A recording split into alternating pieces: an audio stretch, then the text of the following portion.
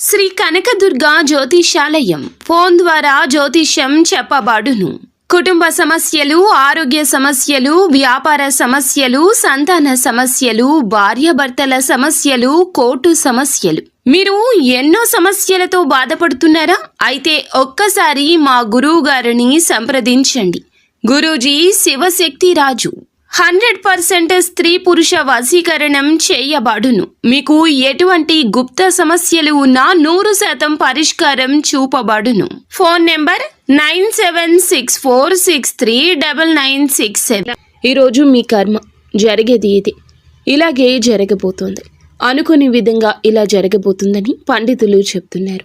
ఏం జరగబోతుంది, గోచార రీత్యా ఎలా ఉండబోతుంది అనే వివరాలు వీడియోలో తెలుసుకుందాము. వీడియో మీకు నచ్చితే తప్పకుండా ఒక చిన్న లైక్ అయితే చేసి మమ్మల్ని సపోర్ట్ చేయండి. ఇక ఆలస్యం లేకుండా వీడియోలోకి వచ్చేద్దాము. ఓం శ్రీ మాత్రే నమః. ఓం శ్రీ వారాహిదేవియే నమః. ఈ రాశి వారికి ఈ రోజున అనుకొని శుభవార్త రాబోతుంది. ఇది మీ కర్మ ఫలితము, మీ మంచితనము, మీరు చేసిన పుణ్య ఫలితము, అలాగే మీ జీవిత భాగస్వామ్యం చేసిన ఎన్నో పూజల కారణంగా కూడా ఇటువంటి ఫలవంతమైన రోజుగా చెప్పడం జరుగుతుంది. ఈ శుభవార్త వినకపోతే నిజంగా మీ అంత దురదృష్టవంతులు మరొకరు ఉండరని చెప్పుకోవచ్చు.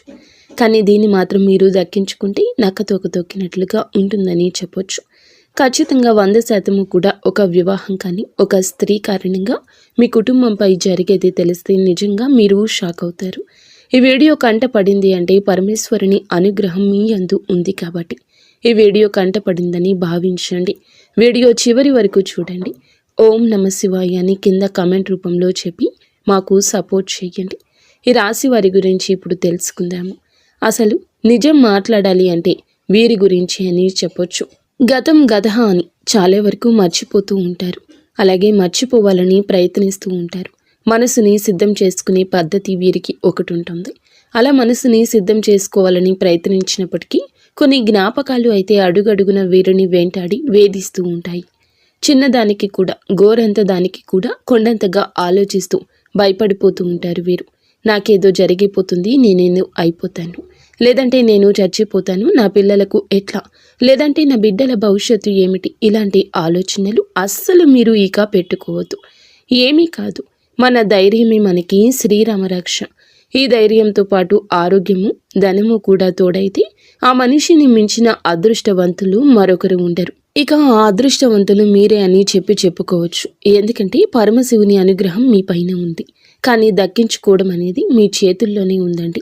అలా కాదు, మేము ఎప్పుడూ కూడా మూడవటిగానే ఉంటాము, ఏదో ఒకటి ఆలోచిస్తూ ఉంటాము, అతిగా ఆలోచన చేస్తూనే ఉంటాము, మాతో గొడవలు పడే వారితో మేము గొడవలు పడుతూనే ఉంటాము, మాకు ఈ లైఫ్ అనేది ఇంతే, గొడవలతోనే బాగుంటుంది, గొడవలతోనే మేము టైం పాస్ చేస్తాము, మాకు ఏ ఆరోగ్యం వద్దు అనుకుంటే అది మీ చేతిలోనే ఉంటుంది. ఇప్పుడు గొడవ పడ్డమంటే ఒక కోపం అనేది మన మనసులోకి, మన శరీరంలోకి ఎంటర్ అయ్యింది. మన శరీరంలో ప్రతి అవయవం మీద కూడా అది ప్రభావం చూపిస్తుంది.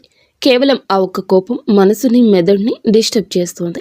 గుండె ఆరోగ్యానికి మంచిది కాదు, పొట్ట ఆరోగ్యానికి కూడా అంతకంటే మంచిది కాదు.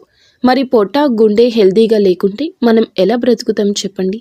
కాబట్టి మీ శత్రువు లాంటి ఈ కోపాన్ని ఎంత దూరంగా ఉంచేది మీకు అంత మంచిది అనే విషయం గుర్తుంచుకోండి. మీరు ఇప్పుడు మీ మనసులో ఏదైతే అనుకుంటున్నారో, నేను హ్యాపీగా ఉంటాను, ఎవరిని పట్టించుకోను, గొడవలు పడను, ప్రశాంతంగా ఉంటాను, నా పని నేను చేసుకుంటూ ఉంటాను, నాకు నష్టాన్ని కలిగించే వారికి, నన్ను నష్టపరిచే వస్తువులకు నేను దూరంగా ఉంటాను, ఇప్పటి నుంచి నా గురించి నేను ఆలోచించుకుంటాను అని మీరు ఏదైతే నిర్ణయం మీద స్టిక్ అయ్యి ఉంటారో దాని మీదనే ఉండిపోండి.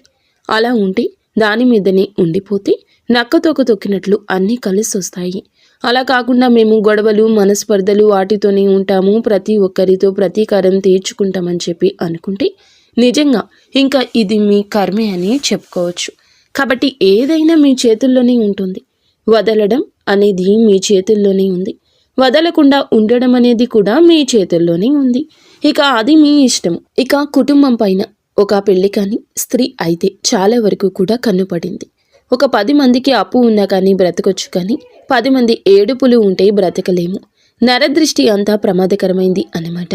కాబట్టి ఆ స్త్రీ ఎవరు అని అంటే కనుక మీ యొక్క రక్త సంబంధం కాదు, మీ యొక్క బంధువుల్లోని ఒక పెళ్లి కాని అమ్మాయి, కాకపోతే వయసుకు వచ్చిన అమ్మాయి, పెళ్లి వయసుకు వచ్చిన అమ్మాయి. ఆ అమ్మాయి వయసు 22, 23, 25 దాకా ఉండొచ్చు.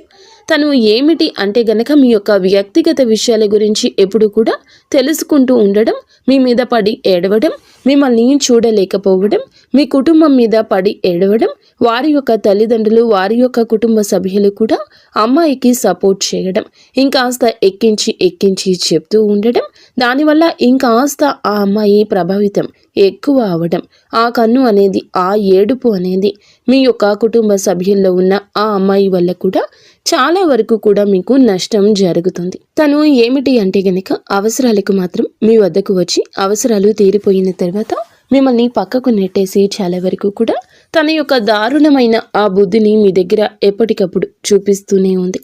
అది తెలిసి కూడా మీరు తెలియనట్లుగా వచ్చినప్పుడు చక్కగా నవ్వుతూ మాట్లాడడం, మంచిగా ఉండడం, మళ్ళీ వారి అవసరాలకు మిమ్మల్ని ఉపయోగించుకోవడం, వారి అవసరం తీరిపోయిన తర్వాత మిమ్మల్ని మళ్ళీ పక్కన పెట్టేసి వెళ్ళిపోవడం, ఇటువంటివి జరుగుతూనే ఉన్నాయి. ఎప్పుడైనా కానీ ఒక విషయం గుర్తుంచుకోండి, మనకి నష్టం చేసేవాళ్ళు మనకి అవసరాలకు ఉపయోగపడని వారు, మనకి ఎంత దగ్గర వాళ్ళు అయినా అంటే ఆప్తులైనా కానీ మనకి వారితో ఏ మాత్రమూ కూడా ఉపయోగం ఉండదు.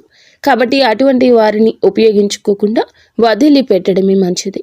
మీకు ఎందులో కూడా వారు ఇంపార్టెన్స్ ఇవ్వనప్పుడు, మీకు ఇవ్వాల్సిన అవసరం కూడా లేదు అనే విషయం వారు ప్రూవ్ చేస్తున్నప్పుడు ఈ విషయాన్ని గుర్తుంచుకోండి. అది ఎవరైనా కానీ, ఎంత పెద్దవారు అయినా కానీ, మీరు ఈ విషయాన్ని మీరు మాత్రమే తప్పక గుర్తుంచుకోవాలి. ఎందుకంటే ఇది మీ జీవితం. మీ జీవితంలో మీరే పైకి రావాలి. మీరు నష్టపోతే మీతో పాటు కుటుంబం కూడా నష్టపోతుంది. ఈ విషయాన్ని ఇక గమనించండి.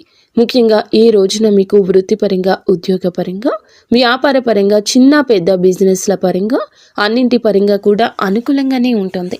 చాలా హ్యాపీగా ఈ రోజు అయితే గడిచిపోతుంది. ఎటువంటి ఇబ్బంది ఉండదు, ఎటువంటి సమస్య ఉండదు. కాకపోతే సమస్యలు ఉండవంటే ఉండవు అని చెప్పము, కానీ ఇక్కడ కొంచెం భార్యాభర్తల మధ్య ఇష్యూస్ అయితే కనిపిస్తున్నాయి. కోపం, గొడవలు జరగవచ్చు. అలా వచ్చి ఇలా వెళ్ళిపోతాయి. కానీ ఇందువల్ల మీరు చాలా వరకు డిస్టర్బ్ అవుతారు. ఓవరాల్గా చూసుకుంటే రియల్ ఎస్టేట్ వారికి కానీ, రాజకీయ రంగంలో ఉన్నవారికి కానీ, సినీ రంగ పరిశ్రమలో ఉన్నవారికి కానీ, విద్యారంగంలో ఉన్నవారికి కానీ, వైద్య రంగంలో ఉన్నవారికి కానీ ఈ రోజున అనుకూలంగానే ఉంటుంది. ఇక ప్రేమికుల పరంగా చూస్తే చాలా డిస్టర్బెన్స్ కనిపిస్తోంది. దాదాపు విడిపోతారు అన్నంత వరకు కూడా ఈ రోజు వెళ్ళొచ్చు. మాట పట్టింపులు పెరిగి పెద్దవవచ్చు. ఎవరికైనా కోపం వస్తే ఎందుకు వస్తుంది? ఇవన్నీ కూడా అంచనా వేసుకుని జాగ్రత్తగా మాట్లాడుకోండి.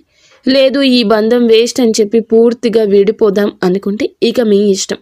ఏదైనా కానీ గతాన్ని తలుచుకొని ఈ సమయంలో ఏది ఎంతవరకు మంచి, ఎంతవరకు నాకు నష్టం జరుగుతుంది, ఎంతవరకు నాకు లాభం జరుగుతుంది, ఎంతవరకు ఇవన్నీ కూడా అంచనా వేసి దానికి తగ్గట్లుగా ఒక అడుగు ముందుకు వేయండి. లేకపోతే వదిలి వేసేయడమే మంచిది. ఈ విషయంలో అయితే ఇక అంతా బాగానే ఉంటుంది.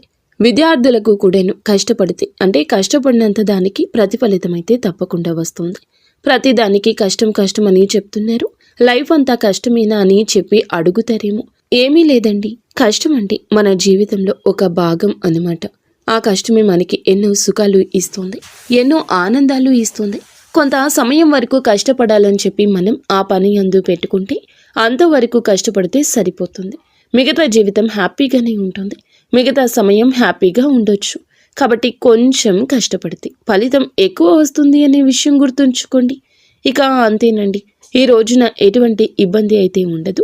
నరదృష్టిని దూరం చేసుకునే ప్రయత్నం చేయండి. శివునికి వారంలో ఒక్క రోజైనా అభిషేకం చేసే ప్రయత్నం చేయండి. అందువల్ల మీకు చాలా వరకు కర్మ దోషాలు, జాతక దోషాలు, ఏలిన నాటి శని దోషాలన్నీ క్లియర్ అయిపోతాయి. ఎందుకంటే శివుణ్ణి దాటి ఏ గ్రహము కూడా ఏమీ చేయలేదు. ఒక విషయాన్ని గుర్తుంచుకుంటే చాలన్నమాట. అయితే అర్థమైంది కదండి, ఈ రాశి వారికి ఈ రోజు ఎలా ఉంటుందో, ఎటువంటి ఫలితాలు కలగబోతున్నాయో, కర్మ ఫలితాల నుండి తప్పించుకోవాలంటే చేసుకోవాల్సిన పరిహారం, అలాగే చేసుకోవాల్సిన దేవత ఆరాధన, ఇవన్నీ మీకు నచ్చాయని మేము అనుకుంటున్నాము. వీడియో నచ్చితే మరొక్క మారు చెప్తున్నామండి, వీడియో నచ్చితే తప్పకుండా లైక్ చేసి నలుగురికి కూడా ఈ వీడియో